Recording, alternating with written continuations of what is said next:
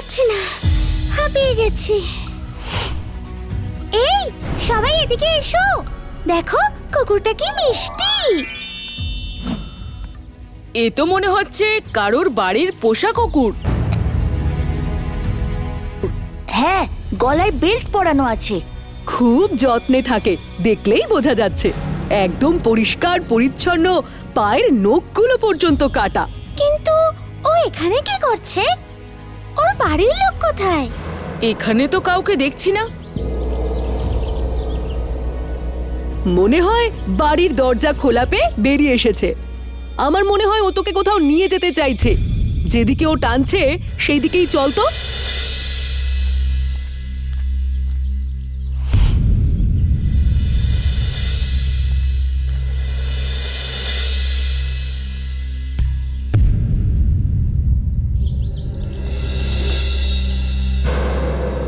এ বাবা, এটা তো একটা তালাবন্ধ বাড়ি। কিন্তু ও আমাদের এখানে নিয়ে এলো কেন? হয়তো ও আমাদের কিছু বোঝানোর চেষ্টা করছে, যেটা আমরা বুঝতে পারছি না। চল, সন্ধে হয়ে এসেছে, বাড়ি যাই, না হলে বাড়িতে বকা খাবো। আর বাচ্চা কুকুরটার কি হবে? কি হবে মানে কি? ও যখন এখানে নিয়ে এসেছে, তার মানে এর আশেপাশেই ওর বাড়ি হবে। নিশ্চয়ই ওর বাড়ির লোক ওকে খুঁজে পেয়ে যাবে। কিন্তু সেই ভরসায় তো ওকে এভাবে রাস্তায় ফেলে যাওয়া ঠিক হবে না। গলির বড় কুকুররা ওকে কামড়ে দিতে পারে। তাছাড়া গলিতে অনেক বাইক টাইকও চলে, ওর তো অ্যাক্সিডেন্টও হয়ে যেতে পারে। ঠিক আছে, আমার এই কুকুরটাকে খুব ভালো লেগেছে। আমি বরং ওকে বাড়ি নিয়ে যাই। বাহ, এটা হলে তো খুবই ভালো হয়।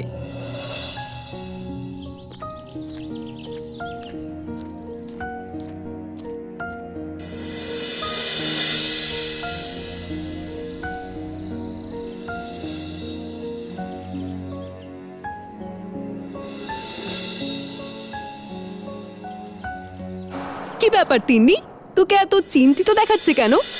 কুকুরটা, কি হয়েছে কুকুরটার? ও ভালো নেই গো। কাল বাড়ি ফেরার পর থেকে কিছু খায়নি।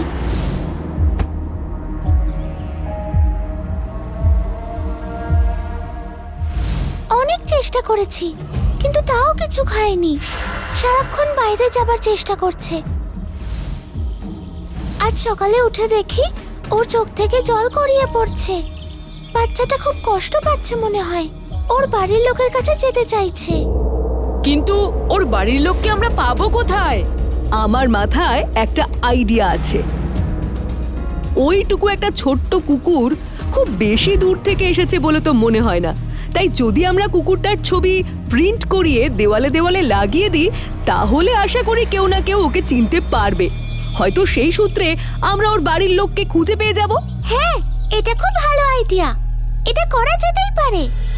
আমি দুপুরের মধ্যে ওর ছবি প্রিন্ট করিয়ে নিচ্ছি। তাহলে আজকে বিকেলে মাঠে খেলতে না গিয়ে আমরা এই কাজটাই করব। একদম।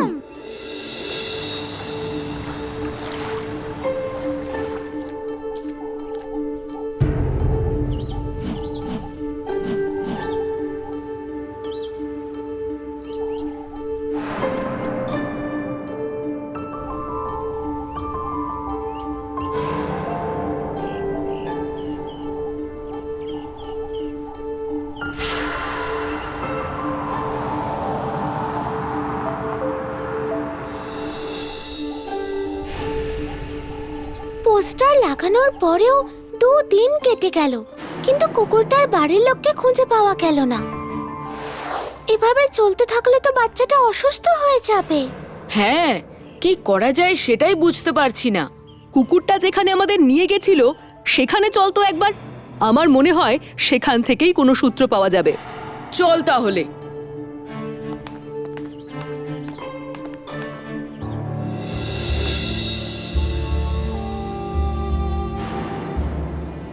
এইখানে তো কাউকে দেখছি না, কাকে জিজ্ঞেস করব? ওই দেখো, বাড়িটা থেকে একজন বেরোচ্ছে। ওনাকে জিজ্ঞেস করা যেতে পারে। হ্যাঁ হ্যাঁ, চল তো। নমস্কার, কে তোমরা? আমার নাম তোজো, আর ওরা আমার বন্ধু। আসলে আপনার কাছে একটা জিনিস জানতে এসেছিলাম। কে জিনিস বলো? এই কুকুরটাকে আমরা আমাদের খেলার মাঠের সামনে পেয়েছি। তারপর কুকুরটা আমাদের জামা টেনে এখানে নিয়ে আসে। আপনি কি ওকে চেনেন? হ্যাঁ, এটা আমার ভাড়াটে নগেনের কুকুর। এই তো, এই নিচের ঘরেই থাকতো। থাকতো মানে? এখন থাকে না? কি আর বলবো, হঠাৎ করে সকালে উঠে দেখি দরজায় তালা ঝুলছে। ভাবলাম এদিক ওইদিক কোথাও গেছে হয়তো, কিন্তু কোথাও গেলে আমাকে জানিয়েই যেত। তাও কি মনে হলো, একটু জানলা দিয়ে উঁকি দিলাম, দিয়ে দেখি ঘর ফাঁকা। বুঝলাম পাখি উড়ে গেছে, 1 মাসের ভাড়াটাও দেয়নি। পুরো ঘর ফাঁকা করে নিয়ে চলে গেল আর আপনি টের পেলেন না? দূর, একাই তো থাকতো। যেটায় শুতো সেটাও আমার দেওয়া চৌকি, আর কয়েকটা জামা ছিল মাত্র। ওর ব্যাপারে কিছু জানেন? ওর বাড়ি কোথায়, পরিবারে কে কে আছে, এখানে কোথায় কাজ করতো? বিশেষ কিছু জানি না, চুঁচুড়ার দিকে বাড়ি এইটুকু শুনেছি। পাশের পাড়ার রতন ওকে আমার কাছে নিয়ে এসেছিল, বলেছিল ভালো ছেলে, একটা ঘর দরকার, তাই ওর উপর ভরসা করে দিলাম। মোড়ের মাথায় বিনোদের দোকানে আড্ডা মারতো এবং রাতে ওখানেই খেত। ঠিক আছে, অনেক ধন্যবাদ আপনাকে। আমরা এখন চলি।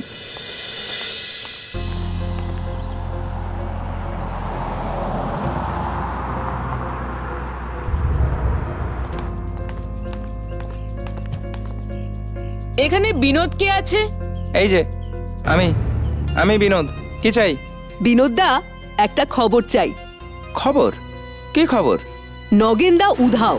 রামনাথবাবু জানিয়েছেন যে নগেনদা রোজ নাকি তোমার দোকানে আড্ডা মারতো আর রাতের খাবার খেত। তাই তুমি কি কিছু জানো? হ্যাঁ, নগেন আমার দোকানেই খাওয়া দাওয়া করতো, কিন্তু কয়েকদিন ধরে তো আসছেই না। তবে হ্যাঁ, নগেন ওই শেষ যেদিন এসেছিল, তারপর একটা লোক নগেনকে খুঁজতে এসেছিল। লোকটি এসে জিজ্ঞেস করছিল যে নগেন কখন আসে আর কতক্ষণ এখানে থাকে।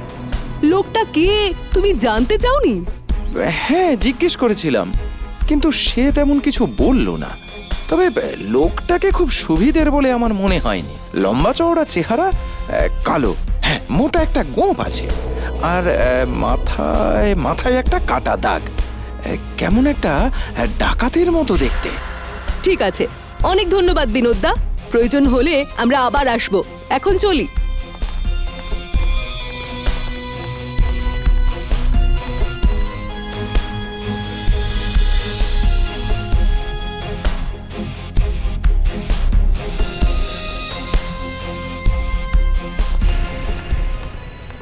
আমরা যাচ্ছিটা কোথায়?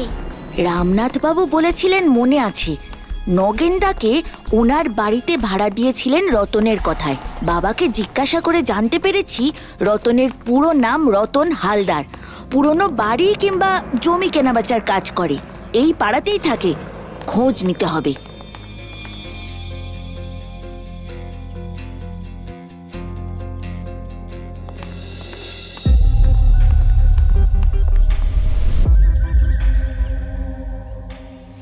দাদা, আপনি রতন হালদারকে চেনেন? কোন রতন হালদার? পুরনো বাড়ি কিংবা জমি কেনাবেচার কাজ করে। ও, আমাদের রতনদা, ওই তো বাইরে বসে চা খাচ্ছে।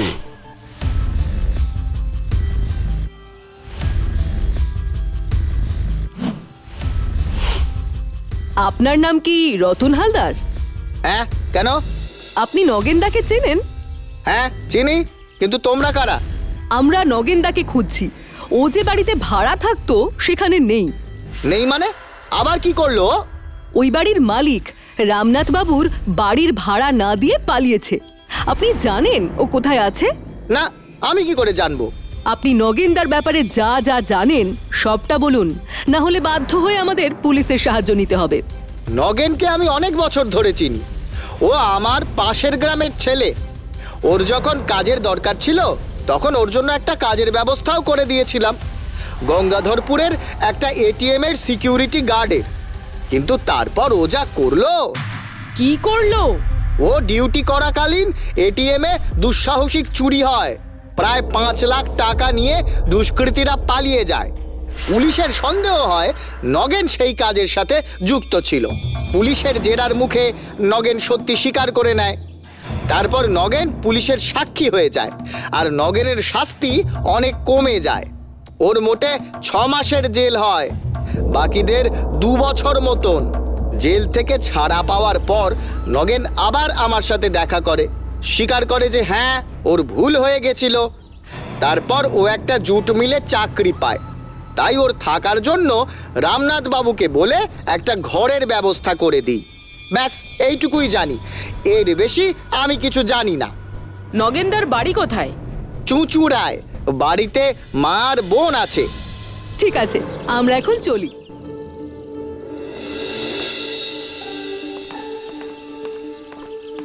ব্যাগ গুছিয়ে নে, চুচুড়া যেতে হবে।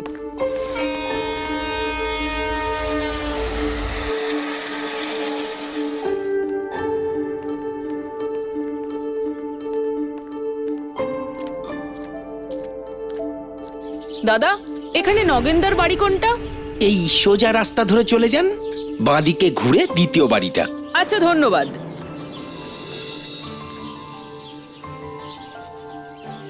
কেউ আছেন? বাড়িতে কেউ আছেন?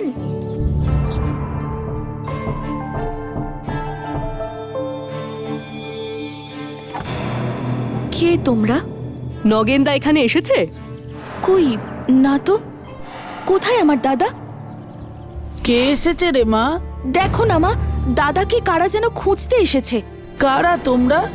আর নগেনকে কেন খুঁজছো? দেখুন কাকিমা, নগেনদা যে বাড়িতে থাকতো সেই বাড়ি থেকে সে পালিয়েছে, বাড়ি ভাড়াও দেয়নি। ওর পোষা কুকুরের ওকে ছাড়া খুব খারাপ অবস্থা, তাই জানতে এলাম যে এখানে এসেছে কিনা। না, আমার ছেলে তো এখনো আসেনি। দেখুন কাকিমা, আমরা নগেনদার পুরনো ইতিহাস সবটাই জানি, তাই আমাদের কাছ থেকে কিছু না লুকালেই ভালো হবে। আচ্ছা, নগেনদা কি আবার সেই পুরনো সঙ্গে মেলামেশা শুরু করেছে, বা কোনো কাণ্ড করে পালিয়েছে নাকি?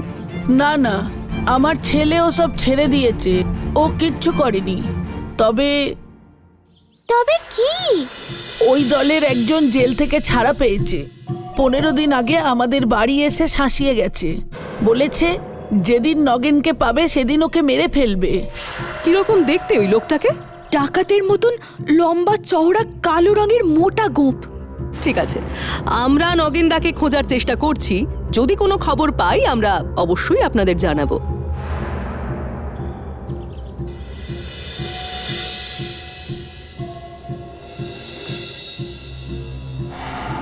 ইন্সপেক্টর চক্রবর্তী, আশা করি এরকম সন্ধ্যাকালীন চায়ের আড্ডায় আপনাকে ডেকে খুব একটা অসুবিধে করিনি। দেখুন মিস্টার ভট্টাচার্য, কাজ তো সারা জীবন থাকবেই, কিন্তু তার ফাঁকে নিজেদের একটু চায়ের বিরতি বার করে নিতেই হবে। আপনার বাড়িতে এই ব্রিলিয়ান্ট বাচ্চাগুলোর সাথে গল্প করার জন্য বসতে আমার পার্সোনালি খুব ভালোই লাগে। কিন্তু ইন্সপেক্টর আঙ্কেল, আজকে আপনার সাথে একটা বিশেষ ঘটনা শেয়ার করার ছিল। কি ঘটনা তোজো? কয়েকদিন আগে আমরা 4 জন মাঠে খেলা করছিলাম, তখন একটা ছোট্ট সাদা কুকুর তিন্নির জামা ধরে টানাটানি করতে শুরু করে। আমরা কুকুরটার ইশারা অনুযায়ী গিয়ে একটা বাড়ি অবধি পৌঁছই, কিন্তু সেদিন বাড়িতে আমরা কাউকে পাই না।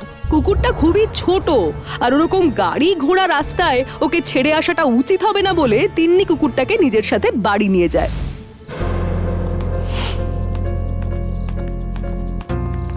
কুকুরটাকে বাড়ি নিয়ে যাই, কিন্তু বুঝতে পারি কুকুরটার প্রচন্ড মন খারাপ করছে।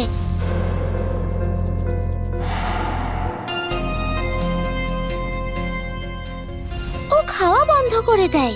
আমরা কুকুরটার পোস্টারও ছাপাই, কিন্তু কেউ যোগাযোগ করে না। আমরা ঠিক করি ওই বাড়িটায় আবার যাব। আমরা ওই বাড়িতে যাই। সেদিন ভাগ্যক্রমে ওই বাড়ির মালিকের সাথে আমাদের দেখা হয়ে যায়।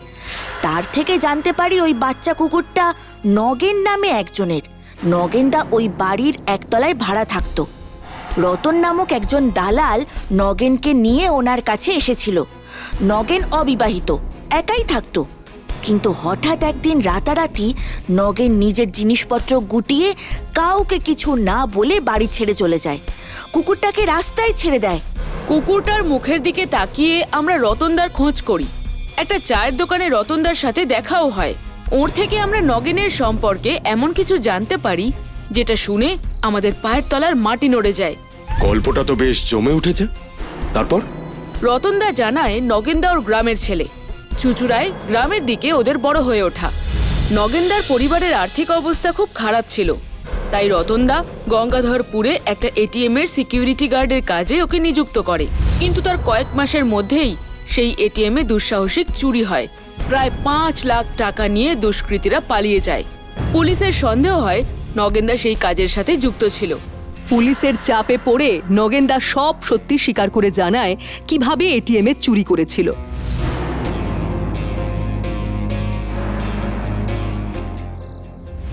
নগেনদা পুলিশের সাক্ষী হয়ে যায়, তাই ওর শাস্তি হয় 6 মাস এবং বাকি দুষ্কৃতীরা 2 বছরের সাজা কাটে।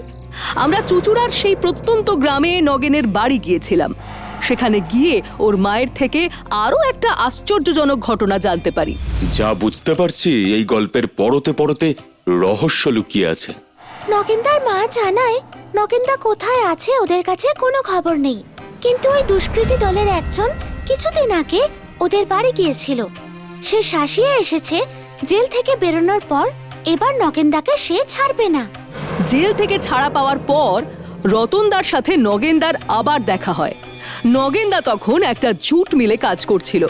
ও রতনদার কাছে বাড়ি ভাড়ার খোঁজ চাইলে রতনদা একটা ভাড়া বাড়ির ব্যবস্থা করে দেয়। রতনদার বক্তব্য নগেনদা এখন সম্পূর্ণ পাল্টে গেছে, ও সমাজের মূল স্রোতে ফিরতে চায়। ইন্সপেক্টর আঙ্কেল, আমার মনে হয় সেই এটিএম চুরির সাথে যেসব দুষ্কৃতীরা যুক্ত ছিল তারা ছাড়া পেয়ে নগেনদাকে মেরে ফেলার পরিকল্পনা করেছে। আপনি আমাদের সাহায্য করুন। জানি না নগেনদা এখনো জীবিত আছে না ওরা ওকে মেরে ফেলেছে। ঠিক আছে, আমি গঙ্গাধরপুরের এটিএম এ চুরির ফাইলটা রিওপেন করছি। দেখছি ওই চুরির জন্য যারা সাজা কাটছিল তাদের বর্তমান অবস্থা কি।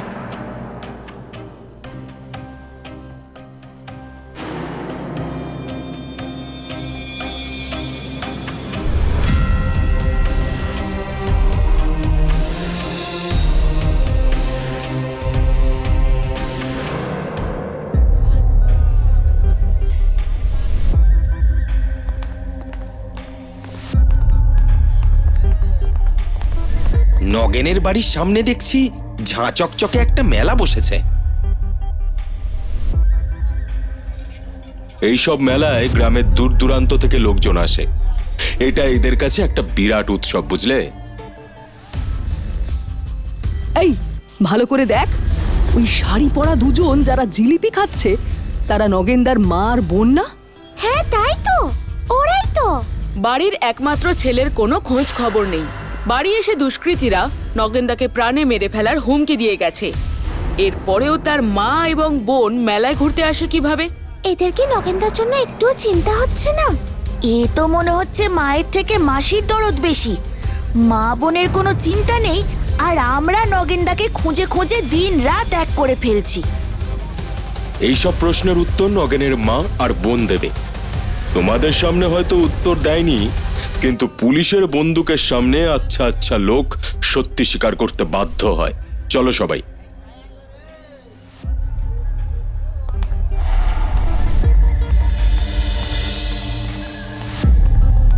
পুলিশ পুলিশ পুলিশ এখানে কি করছে?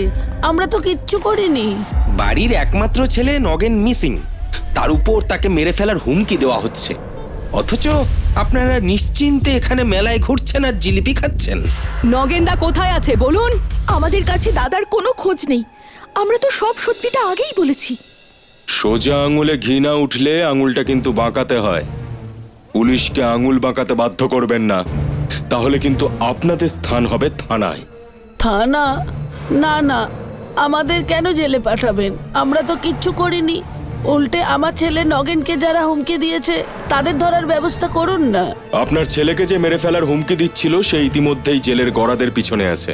ওদের দুষ্কৃতী দলের সেই পান্ডা আবার একটা এটিএম চুরির চেষ্টা করছিল, আর পুলিশের হাতে ধরা পড়েছে একদম হাতে নাতে। মা, আর সত্যিটা লুকিয়ে লাভ নেই। এবার তুমি সবটা বলে দাও। তুমি না বললে আমি বলে দেব। শুনুন শুনুন অফিসার, নগেন মানে আমার দাদা বর্তমানে গা ঢাকা দিয়ে উড়িষ্যাতে আছে, আসলে যেদিন সেই লোকটা এসে দাদাকে প্রাণে মারার হুমকি দেয় সেদিন আমি লোক পাঠিয়ে সঙ্গে সঙ্গে দাদাকে সজাগ করে দিই। দাদা খবরটা পাওয়ার পর রাতারাতি বাড়ি ছেড়ে উড়িষ্যা চলে যায়। ওখানে আমাদের একজন পরিচিতর বাড়ি আছে। নগেনদাকে জানিয়ে দেবেন, আর গা ঢাকা দিয়ে থাকতে হবে না। নগেনদা যাকে ভয় পাচ্ছিল সে পুলিশের জালে ধরা পড়েছে। ও অপরাধ জগৎ থেকে সরে এসে ভালোভাবে বাঁচতে চাইছে। এর থেকে ভালো আর কি হতে পারে? নগেনকে আমার সাথে দেখা করতে বলবেন একবার। আমি ওর একটা স্থায়ী চাকরি আর নিরাপত্তার ব্যবস্থা করে দেব। পুলিশ মানে সবসময় ভয়ের নয়। পুলিশ নিজেদের তরফ থেকে যতটা পারে মানুষের সাহায্য করার চেষ্টা করে। তাহলে চলো তো জো, ওনারা মেলায় আনন্দ করুক আর আমরা বাড়ি ফিরে যাই। হ্যাঁ, চলুন।